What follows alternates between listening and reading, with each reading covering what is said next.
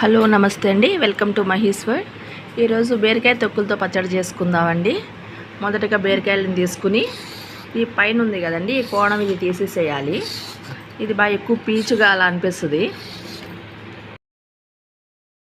చూసారు కదండి, పైన ఈ గోడు తీసేసాను, ఆ పీచు లాంటిదంతా. ఇప్పుడు బీరకాయ తొక్క తీస్తున్నాను. చూడండి, ఇలా తీసుకోవాలండి. ఈ బీరకాయ తొక్కలో చాలా ఫైబర్ ఎక్కువగా ఉంటుందండి. కాన్స్టిపేషన్ వాళ్ళకి బాగా యూజ్ అవుతుంది ఇది. ఇదిగోండి బీరకాయ తొక్కల పచ్చడి కావాల్సినవి. నేను కిలో బీరకాయలు తీసుకొస్తే ఆ తొక్కలు తీసుకున్నానండి. అవి ఒక అర బీరకాయ ఉంచానండి.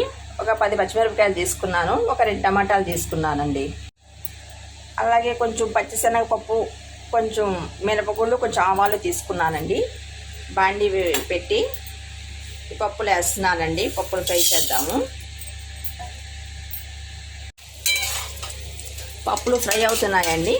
ఇప్పుడు మనం పచ్చిమిర్చి తీసుకున్నాం కదా, పచ్చిమిర్చి కూడా వేసేసి ఫ్రై చేద్దాము.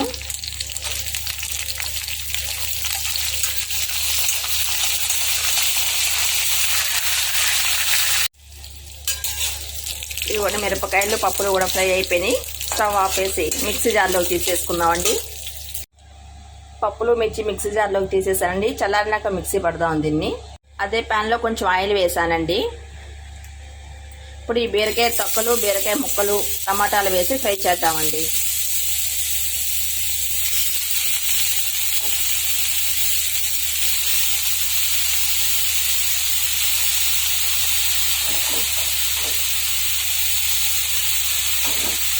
ఇప్పుడు దానిలోనే కొంచెం చింతపండు వేద్దామండి. ఆ వేడికి అది కూడా మగ్గిపోతుంది.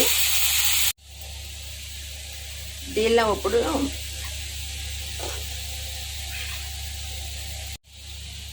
ఇప్పుడు టేస్ట్కి సరిపోయిన ఒక స్పూను సాల్ట్ వేద్దామండి. త్వరగా మగ్గుతాయి.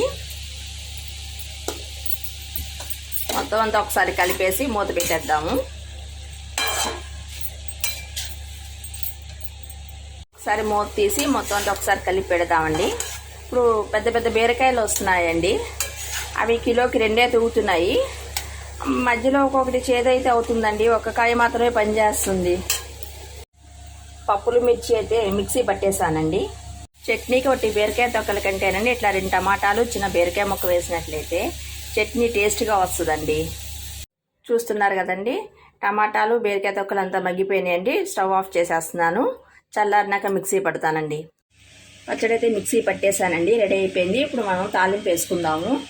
ఈ పచ్చడి తాలింపుకి కొంచెం ఆయిల్ వేసానండి. 2 ఎండుమిరపకాయలు, ఆవాలు, జీలకర్ర, కరివేపాకు వేసానండి. వెల్లుల్లి ముక్కలుగా కట్ చేసి వేసేసానండి. దీన్నంతా బాగా ఫ్రై చేద్దాము. తాలింపు ఫ్రై అయిందండి. చట్నీలో వేసేద్దాము.